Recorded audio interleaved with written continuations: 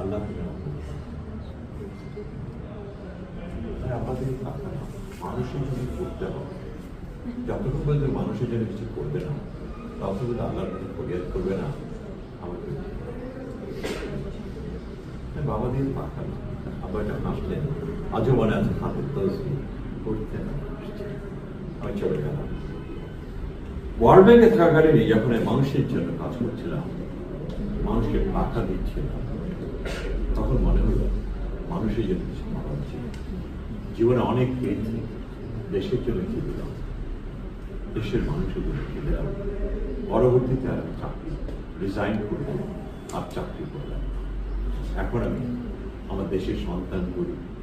আমি ঘুরে ঘুরে আপনাদের মতো, তোমাদের মতো ইউনিভার্সিটি গিয়ে তোমাদেরকে পড়াই। আমি কবিতা লিখি, আমি কোটেশন লিখি, ছবি করি। যে ছবি আমি পর্যন্ত করে থেকে প্রায় 14.5 কোটি টাকা খরচ করেছি। সোদের তোমরা ওকে দেখো, ওটা শিখো, ওখান থেকে জানো, আবার নিজেদের সৃষ্টি। এই ব্রত নিয়েই আমি আজকে আছি, আমি এখনো আছি, মৃত্যুর আগ পর্যন্ত সেটা